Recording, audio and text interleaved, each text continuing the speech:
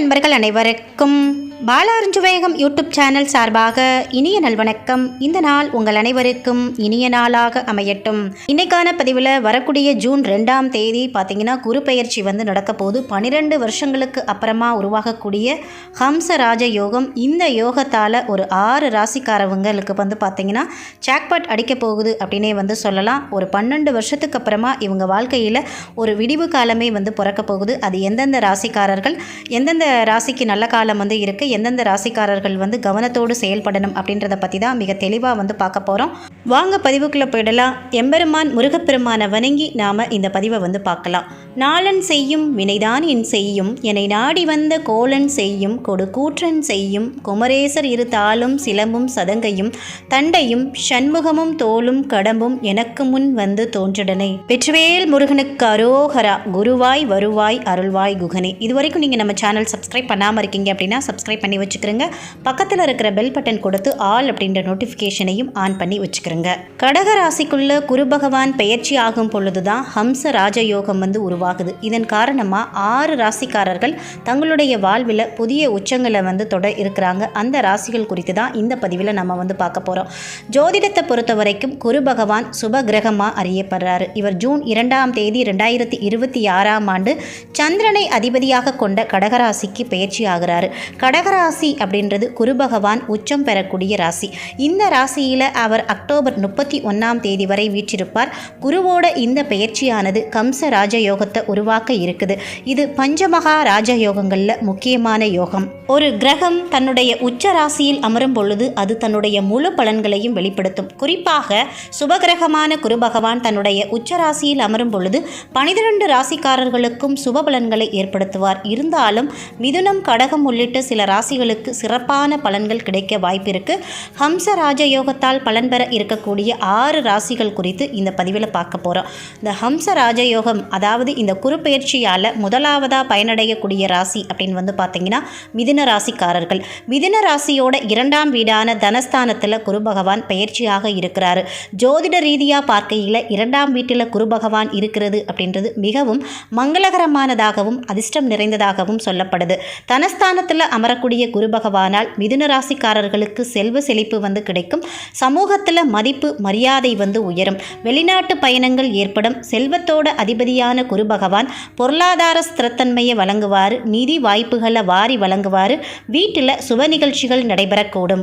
இந்த காலகட்டத்தில் மிதுன ராசிக்கு நீண்ட தூர பயணங்கள் மேற்கொள்ளக்கூடிய நல்ல சூழல் நிலவும்.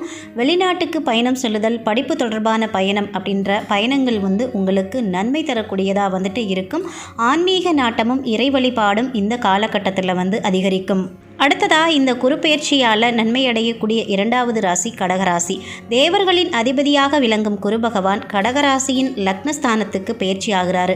கடகராசியில் குரு உச்சம் பெறுவதன் காரணமாக கடகராசிக்காரர்களோட மகத்தான நன்மைகள் பெற இருக்காங்க. புதிய வெற்றிகள் குவியும். பொருளாதாரம் நிலை பெறும். நிதி ஆதாயத்துக்கான வாய்ப்புகள் உருவாகும்.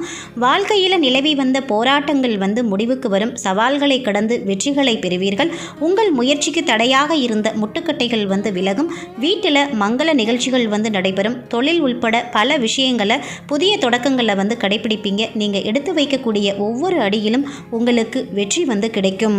இந்த குரு பெயர்ச்சியால் நன்மை அடையக்கூடிய 3வது ராசி கன்னிராசி. குரு பகவான் கடகராசியில் பிரவேசிக்கும் காலம் கன்னிராசிக்காரர்களுக்கு கஷ்டங்கள் தீர்ந்து பொற்காலம் தொடங்கும் காலமாக இருக்கும். கன்னிராசியின் 11ஆம் வீடான லாபஸ்தானத்தில் குரு பெயர்ச்சி அடைய இருக்கிறாரு. உச்ச வீட்டில் அமரும் குரு பகவானால் ராசிக்காரர்களுக்கு வருமானத்திற்கான வழிகள் திறக்கும். லாபம் அதிகரிக்கும். தொழிலில் இருந்து வந்த மந்தம் விலகும். சுகபோகங்கள் அதிகரிக்கும். புதிய வாகனம் வாங்கக்கூடிய வாய்ப்பு உருவாகும். அதிர்ஷ்டத்தோட முழு ஆதரவும் கிடைக்கும். தடைக்கற்கள் அனைத்தும் நீங்கி படிக்கற்களாக மாறும். சுப நிகழ்ச்சிகளுக்காக செலவு செய்ய நேரிடலாம். உங்கள் நடத்தையில் ஒருவித முதிர்ச்சி காணப்படும். நீங்கள் மிகவும் கம்பீரமாக செயல்படுவீர்கள். அனைத்துமே நலமாக அமையும். அடுத்ததா இந்த குரு பெயர்ச்சியினால மிகவும் நன்மையடையக்கூடிய ராசி அப்படின்னு வந்து பார்த்தீங்கன்னா விருச்சிக ராசிக்காரர்கள் தான். விருச்சிக ராசிக்காரர்களுக்கு இந்த குரு பெயர்ச்சியானது சுகபோகங்களை அளிக்க இருக்கு.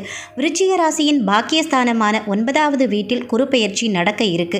குரு பகவான் 9ஆம் வீட்டில் நிலை பெறுவதால் விருச்சிக ராசிக்காரர்கள் இதுவரை அனுபவித்து வந்த கஷ்டங்கள் முடிவுக்கு வரும். தடைப்பட்டு போன அல்லது சீர்குலைந்து நின்ற காரியங்கள் மீண்டும் வேகம் எடுக்கும்.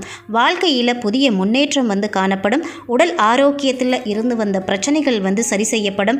வாகனம், நிலம் போன்ற விஷயங்களில் முதலீடு வந்து பண்ணுவீங்க. பிரிந்து சென்றவர்கள் மீண்டும் இணைகிறதுக்கான வாய்ப்புகள் வந்து உண்டாகும்.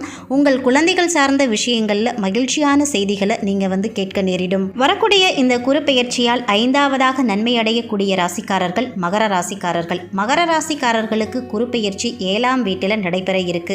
உச்சம் பெற்ற குரு பகவான் மகர ராசிக்காரர்களுக்கு நற்பலன்களை கொடுக்க இருக்காரு. பொருளாதாரம் மேம்படுவதோட ஆரோக்கியத்திலும் முன்னேற்றம் வந்துட்டு இருக்கும். நீண்ட காலமாக உங்களை துன்புறுத்தி வந்த துன்பங்கள், கஷ்டங்கள் அனைத்துமே முடிவுக்கு வரும். தேங்கி நின்ற காரியங்கள் அனைத்துமே நகரத் தொடங்கும். வெற்றியை நோக்கி நடை போடுவீங்க. உங்கள் பொருளாதார நிலை கணிசமாக மேம்படும். குடும்பத்தினரோடு சேர்ந்து செயல்களை தொடங்குவீங்க. புதிய தொழில் தொடங்கக்கூடிய வாய்ப்புகள் வந்து உருவாகுது. பழைய தொழிலை விரிவாக்கம் செய்து புதிய அத்தியாயத்தை நீங்கள் வந்து தொடங்குவீங்க. ஆன்மீக பயணம் அல்லது புனித யாத்திரை மேற்கொள்ளக்கூடிய திட்டங்களும் இந்த காலகட்டத்தில் உங்களுக்கு வந்து உருவாகலாம். அடுத்ததாக இந்த குரு பெயர்ச்சியினால் மிக அதிகப்படியான நன்மைகளை பெறக்கூடிய ராசி அப்படின்னு வந்து பார்த்தீங்கன்னா மீன ராசிக்காரர்கள் தான். ஜூன் 2ஆம் தேதி குரு பகவான் உச்ச வீடான கடகராசியில் பிரவேசிக்கும் பொழுது மீனராசிக்காரர்கள் வலுவான ஆதாயங்களை பெற காத்திருக்காங்க. மீனராசியோட 5ஆம் வீடான பூர்வ புண்ணிய ஸ்தானத்தின் வழியாக குரு பகவான் பெயர்ச்சி அடைகிறார். அது மட்டும் இல்லாமல் மீனராசியோட அதிபதியாகவும் குரு பகவான் வந்து இருக்கிறதுனால சிறப்பான பலன்கள் இவங்களுக்கு வந்து கிடைக்க இருக்குது. அலுவலக வேலை பணிபுரிகிறவங்களுக்கு இதுவரைக்கும் இருந்து வந்த பிரச்சனைகள் வந்து தீரும். பதவி உயர்வு, சம்பள உயர்வு வந்து கிடைக்கும். சனி பகவானுடைய பாதகமான தாக்கங்களுக்கு மத்தியில் குரு பகவான் உங்களுக்கு ஒரு பெரும் நிம்மதியை கொடுக்க இருக்காரு. அதாவது இதுவரைக்கும் 7.5 சனி, அந்த மாதிரியெல்லாம் நீங்கள் வந்து ரொம்ப கஷ்டப்பட்டுட்டு இருப்பீங்க. அதிலிருந்து உங்களுக்கு ஒரு நல்ல ஒரு விடிவு காலம் வந்து கொடுக்க இருக்காரு குரு பகவான். உங்களுக்கு பிரச்சனை கொடுத்துட்டு வந்தவங்க வாழ்க்கையிலிருந்து விலகுவாக. தொழில் மற்றும் தனிப்பட்ட வாழ்க்கை ரெண்டுமே சிறப்பாக வந்து இருக்க போகுது. உபரி வருமானத்துக்கான வழிகளும் வந்து பிறக்க போகுது. இனிமே உங்கள் வாழ்க்கையில் கவலையே இருக்காது. நல்ல ஒரு ஜாக்பாட் உங்கள் வாழ்க்கையில் வந்து அடிக்க போகுது. திருமணத்துக்காக காத்துக்கிட்டு இருக்கிற மீனராசிக்காரர்களுக்கு நல்ல வரன் வந்து கிடைக்கும். புதுமண தம்பதிகளுக்கு வந்து குழந்தை பேர் வந்து கிடைக்கும். பணியிடத்தில் உயர் அதிகாரிகளோட நல்ல தொடர்பில் வந்து இருப்பீங்க. இது பணி சூழலை வந்து மேம்படுத்தும். அரசு வேலைக்காக படிச்சிட்டு இருக்கிற மீனராசிக்காரர்களுக்கு அரசு வேலை அமையக்கூடிய வாய்ப்புகள் வந்துட்டு உருவாகும். 7.5 சனி பாதகமான விளைவுகளை ஏற்படுத்தினா கூட குருவோட சுவபார்வை வந்து உங்களுக்கு ஆறுதலையும் மன நிம்மதியையும் கொடுக்கக்கூடியதாக வந்துட்டு இருக்குது. இதுவரைக்கும் இந்த பதிவில் இந்த குரு பெயர்ச்சியினால் இந்த 6 ராசிக்காரர்களுக்கு நிகழக்கூடிய பொதுவான பலன்களை நாம் வந்து தெரிஞ்சுக்கிட்டோம். ஒவ்வொரு ராசிக்கும் தனித்தனி பலன்கள் வேணும் அப்படின்னா கமெண்ட் செக்ஷனில் வந்து சொல்லுங்கள். நிச்சயமாக நாம் அதை வந்து முழு வீடியோவாக ஒவ்வொரு ராசிக்கும் இன்னும் சிறப்பாக பலன்கள் வந்து எடுத்து அது கூடவே வந்து எந்தெந்த ராசிக்காரர்கள் எந்தெந்த தெய்வத்தை வந்து வழிபாடு வந்து செய்யணும் இந்த காலகட்டத்தில், அதாவது நற்பலன்களை பெறதுக்கு எந்தெந்த தெய்வத்தை வந்து வழிபாடு செய்யணும், எந்தெந்த ராசிக்காரர்கள் பரிகாரங்கள் வந்து செய்துக்கணும் அப்படின்றதையும் நாம் ஒரு முழு பதிவாக வந்து போடலாம்.